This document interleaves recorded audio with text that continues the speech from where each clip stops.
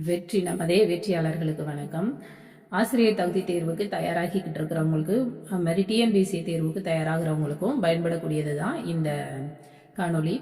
Channel முதல் முறையாக பார்க்குறீங்கன்னா சப்ஸ்கிரைப் பண்ணிக்கோங்க. தேர்வில் எந்த மாதிரியான வினாக்கள் எப்படி வரும் அப்படிங்கிறத புத்தகத்தில் இருந்து அப்படியே உங்களுக்கு என்ன செய்யப்படும் சொல்லிக் கொடுக்க போகிறோம். பார்த்துக்கோங்க. முதல் பாடம் இதில் நமக்கு 6ஆம் வகுப்பு முதல் பருவத்தில் வரலாறு என்றால் என்ன அப்படிங்கிற ஒரு பாடம். மனிதர்களின் பரிணாம வளர்ச்சி, சிந்துவெளி நாகரிகம், தமிழ்நாட்டின் பண்டைய நாகரிகங்கள். இதுவும் புவியியல்ல 2 பாடம் இருக்கு. பேரண்டம் மற்றும் சூரிய குடும்பம், நிலப்பரப்பும் பெருங்கடல்களும். அடுத்து குடிமையியல்ல பன்முக தன்மையினை அறிவோம், சமத்துவம் பெறுதல்.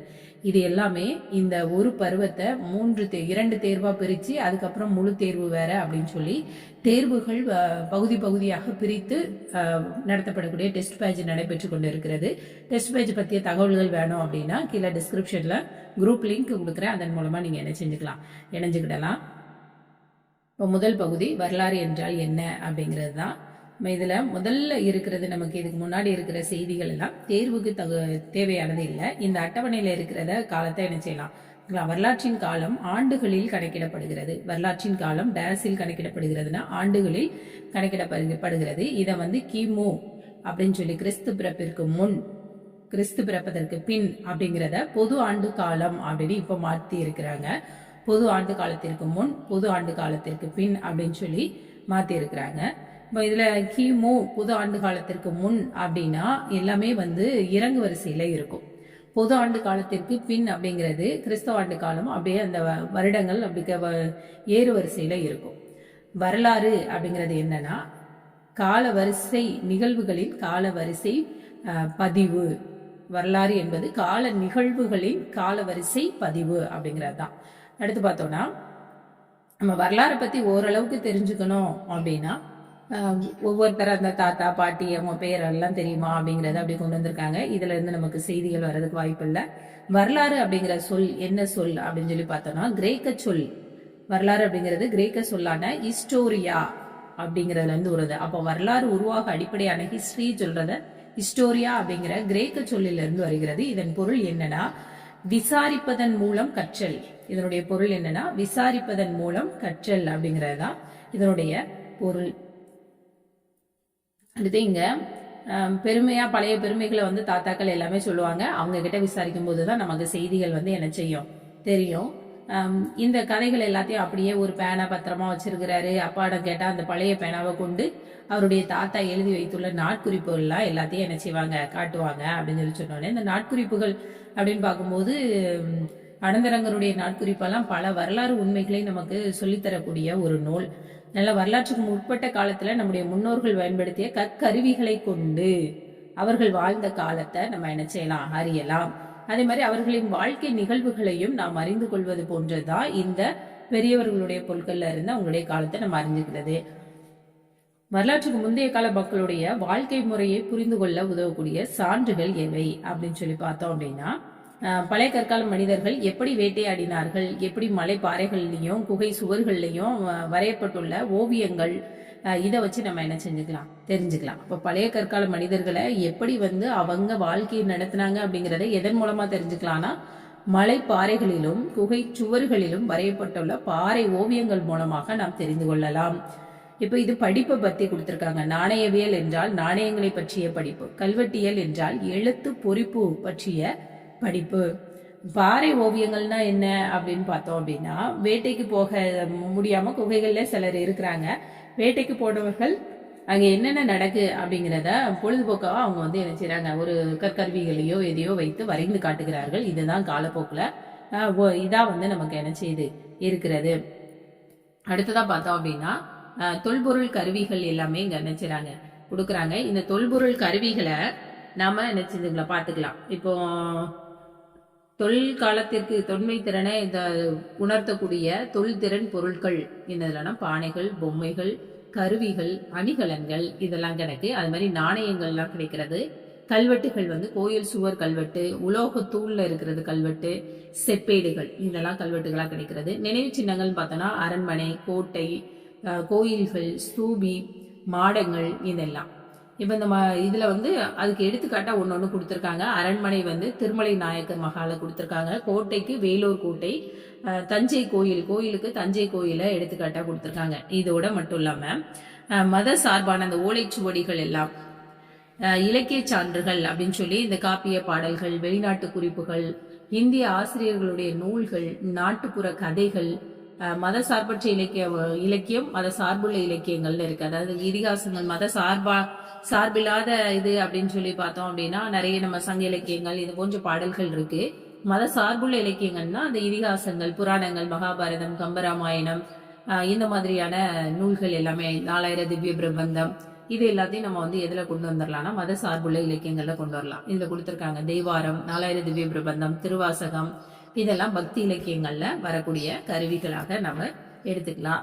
அடுத்ததா பார்த்தோம் அப்படின்னா பண்டைய கால மனிதர்கள் குகைகள்ல வாழ்ந்த போது அவங்க குகைகள்ல வரைந்த ஓவியங்கள் இருக்கு. அதுதான் எடுத்துக்காட்டா இங்க கொடுத்துருக்காங்க பாருங்க. அவங்க இப்படி எல்லாம் நம்ம போனோம், இப்படி வேட்டையாடணும் அப்படிங்கிறத ஸ்டிக் ஃபிகர்ஸ் மூலமா அவங்க என்ன செஞ்சிருக்காங்க, வரைந்து காட்டியிருக்கிறாங்க. இதன் மூலமா அவங்களுக்கு தெளிவா என்ன செய்யுது தெரியுது, அவருடைய காலத்தை நாம் அறிந்து கொள்ள தெரிகிறது. இந்த வரலாறுடைய தொடக்க காலத்துல நிறைய கற்கருவிகளை அவங்க என்ன செய்யறாங்க, முந்தைய காலம் கற்கருவிகளை பயன்படுத்தியதும் எழுது முறைகளை கண்டுபிடித்ததற்கும் இடைப்பட்ட காலம் அப்படின்னு சொல்லலாம். அதாவது வரலாற்றுக்கு முந்தைய காலத்தை எப்படி நம்ம சொல்லலாம், கற்கல்வியை வந்து அவங்க பயன்படுத்துறது, அதுக்கப்புறம் எழுதும் முறை கண்டுபிடிக்கிறதுக்கும் முன்னாடி உள்ள காலத்தை வரலாற்றுக்கு முந்தைய காலம் அப்படின்னு சொல்லலாம். தொல்லியல் அடையாளங்களான கற்கருவிகள், புதை படிமங்கள், பாறை ஓவியங்கள், இதெல்லாம் வந்த பலவற்றிலும் இருந்து வரலாற்று தகவல்களை நம்ம என்ன செய்யறோம் பெறோம். இப்பவும் அகழாய்வு நடக்கிற இடங்கள்ல பாத்தீங்க அப்படின்னா அங்க இருந்து கிடைக்கக்கூடிய ஒவ்வொரு பொருளும் தான்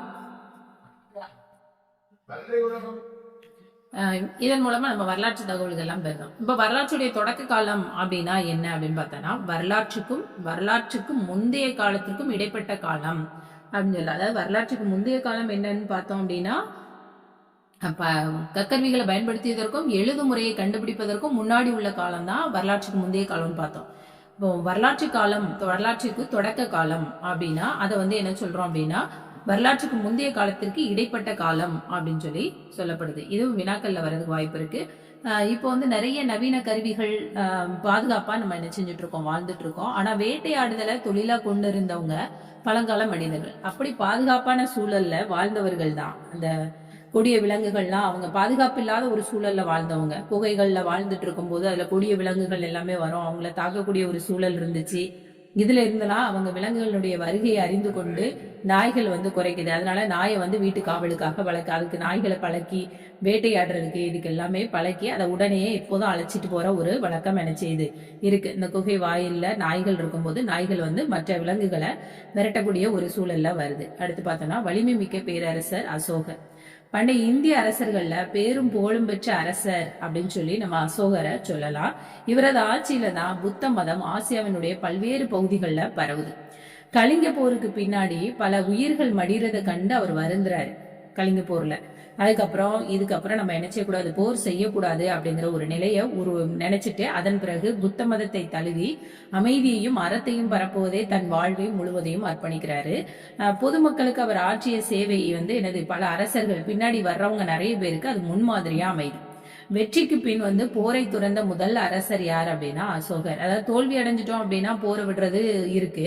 ஆனா இவர் வெற்றி அடைஞ்சதுக்கு பின்பு இது கூட ஒரு வினா, வெற்றிக்கு பின் போரை துறந்த முதல் அரசர் யார் அப்படின்னா அசோகர் தான். உலகத்திலே முதலா விலங்குகளுக்கும் தனியே மருத்துவமனை அமைத்து தந்தவரும் அசோகர். அசோகரை பத்தின குறிப்புகள்ல முக்கியமானது, உலகிலே முதலாக விலங்குகளுக்கு அப்படின்னு தனியா மருத்துவமனை அமைத்து கொடுத்தவர் யார் அப்படின்னா அசோக மன்னர் தான். இன்று உருவாக்கிய சாலைகள் நாம் பயன்படுத்தி கொண்டு இருக்கிறோம். இன்று அவர் உருவாக்கின சாலைகளே நிறைய இன்னைக்கு இருந்துட்டு இருக்கு. நமது தேசிய கொடியில் இடம்பெற்றுள்ள 24 ஆரங்கள் கொண்ட சக்கரம் அசோகர் நிறுவிய சாராநாத் கற்றூனில் உள்ள முத்திரையிலிருந்து தான் நம்ம எடுத்திருக்கிறோம்.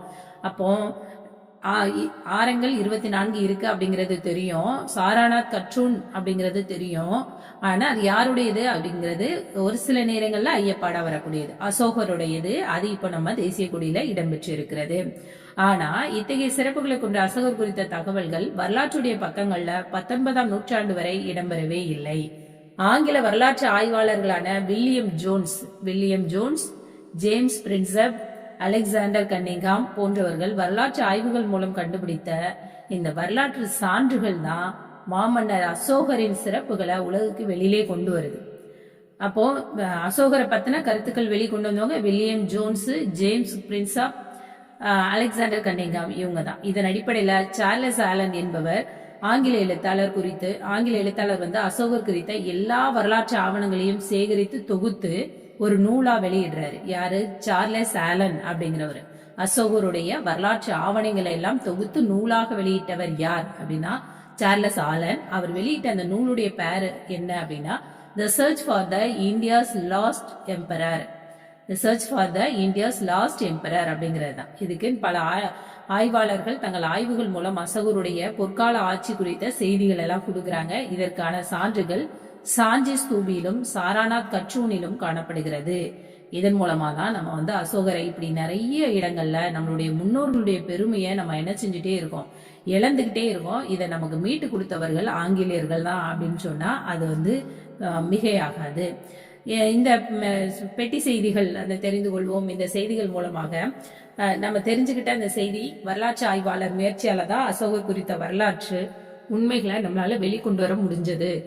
கல்வெட்டுகள், நினைவு சின்னங்கள், செப்பு பட்டயங்கள், வெளிநாட்டவர் அல்லது வெளிநாட்டு பயண குறிப்புகள், நாட்டுப்புற கதைகள் இதெல்லாம் வரலாற்றை கட்டமைக்கவும் சீரமைக்கவும் நினைச்சது உதவுகிறது. இப்போ மீள்பார்வை வரலாற்றுடைய இந்த பாடத்துல என்னென்ன பார்த்துக்கிட்டோம் அப்படிங்கறத முக்கியமா பார்க்க போறோம். வரலாற்றுக்கு முந்தைய காலம் அப்படிங்கிறது மக்களின் வாழ்வியல கற்கருவிகள், பாறை ஓவியங்கள், புதைப்படிமங்கள் மற்றும் அகலாய்வு பொருட்கள் மூலமா நம்ம என்ன செஞ்சுக்கலாம், முந்தைய கால மக்களுடைய குறிப்புகளை அறிந்து கொள்ளலாம். அப்போ இந்த குறிப்புகள்லாம் கொடுத்து வாழ்வியலை கற்கருவிகள், பாறை ஓவியங்கள், புதைப்படிமங்கள் அப்படின்னு கொடுத்துட்டு அதுக்கப்புறம் வந்து கல்வெட்டுகள் அப்படின்னு கொடுக்குறாங்க. இதுல பொருந்தாததை தேர்க அப்படின்னா இந்த மூன்றையும் பொருத்தமுடையதாக எடுத்துவிட்டு கல்வெட்டுகளை நம்ம நிச்சயம் தூர ஒதுக்கணும், அதை தெரிஞ்சுக்கணும். அடுத்து வரலாற்றுக்கு முந்தைய காலத்துக்கும் வரலாற்று காலத்துக்கும் இடைப்பட்டதுதான் தொடக்க கால வரலாறு. பழங்கால மனிதர்கள் தங்கள் பாதுகாப்புக்காகவும் வேட்டைக்காகவும் எந்த விலங்கினை பயன்படுத்தினர்னா நாய்களை பழக்கப்படுத்தினர். பேரரசர் அசோகர் வந்து அமைதி, அறம் ஆகியவற்றை பின்பற்றுறாரு. அவர் அந்த கலிங்க போருக்கு அப்புறமா போர் செய்யாமல் இருக்கக்கூடிய முறையை வந்து அவர் கை கொண்டிருக்கிறாரு. நம்மளுடைய தேசிய கொடியில பார்த்தோம்னா இடம்பெற்றுள்ள 24 ஆரங்கள் உடைய சக்கரம், அந்த ப்ளூ கலர்ல இருக்கும் இல்லையா, அந்த சக்கரம் எங்க இருக்குன்னா அசோகர் நிறுவிய சாரநாத் கற்றூன்ல இருக்கு. அடுத்ததா இல்ல ஒரு சில இதுகள்லாம் வந்து என்ன செஞ்சிருக்காங்க, கலைச்சொற்கள் கொடுத்திருக்காங்க. இதை கொடுத்தா நமக்கு தேர்வுல கேட்க வாய்ப்பு இருக்கு. சோர்சஸ் அப்படின்னா ஆதாரங்கள், ஏன்ஸ்டர்ஸ் அப்படின்னா முன்னோர்கள், தர்மானா தம்மா, நினைவு சின்னம் மோனுமெண்ட், இன்ஸ்கிரிப்ஷன் அப்படின்னா கல்வெட்டு, ஹிஸ்டோரியன் அப்படின்னா வரலாற்று ஆசிரியர்கள். இந்த இதுல வினாக்கள் அடுத்ததா வினாக்கள் கொடுத்திருக்காங்க. பழங்கால மனிதன் தன உணவை சேகரிக்க மேற்கொண்ட நடவடிக்கை என்ன அப்படின்னா வேட்டையாடுதல் தான். அடுத்து கூற்று 1, பழைய கற்கால மனிதர்கள் வேட்டையாட செல்லும் போது நாய்களை உடன் அழைத்து சென்றனர். சரிதான். குகைகளில் பழைய கற்கால மனிதர்கள் தங்கியிருந்த போது விலங்குகள் வருவதை நாய்கள் தமது மோப்ப சக்தியினால் அறிந்து அவனுக்கு உணர்த்தின. இது ரெண்டுமே கூற்று காரணம், இரண்டுமே சரி. பண்டைய காலத்தில் வாழ்ந்த மனிதர்கள் பயன்படுத்திய பொருட்கள் அகலாய்வு மூலமாக தோண்டி எடுக்கப்பட்டுள்ளன. அப்பொருள் அக்கால மக்களின் வாழ்க்கை முறை பற்றி அறிந்து கொள்ள பாதுகாக்கப்படுகின்றன. இது வந்து புதைப்பொருள் படிமங்கள் தான். சரியா தவறா? பழைய கற்காலத்தை சேர்ந்த கற்கருவிகள் சென்னைக்கு அருகில் உள்ள அத்திரம்பாக்கத்தில் கிடைத்துள்ளன. சரிதான், அதுவும். அடுத்து பழங்கால மனிதர்கள் பயன்படுத்திய பொருட்கள் தொல்லியல் துறையினால அருங்காட்சியகத்தில் பாதுகாக்கப்படுகிறது. ஆமா, அருங்காட்சியகத்துல வைத்து பாதுகாக்கதான் செய்யறாங்க. அசோகரது காலத்துல புத்த சமயம் நாடு முழுவதும் பரவியது. சரி, அவருடைய காலத்துலதான் பரவ ஆரம்பிச்சது. பாறை ஓவியங்கள் வாழ்க்கை முறையை புரிந்து கொள்வதற்கு உதவுகிறது, அதை எடுத்துக்கலாம். எழுதப்பட்ட பதிவுகள், அதாவது செப்பேடுகள்னு சொல்லலாம். அசோகர் புகழ்பெற்ற அரசர். மத சார்புள்ள இலக்கியம் தேவாரம். இதோட இந்த முதல் பாடம் வந்து என்ன செய்து நமக்கு நிறைவு பெறுகிறது. இது தாண்டிய கூடுதலான செய்திகள், அதாவது இதெல்லாம் ஒரு தேர்வா எழுதி பார்க்கணும் அப்படின்னு சொல்லி நினைச்சீங்க அப்படின்னா தேர்வு குறிப்புல நீங்க வந்து இணைஞ்சுக்கலாம். அடுத்த பாடத்தை அடுத்த காணொலியில நம்ம என்ன செய்யலாம் பார்க்கலாம். நன்றி.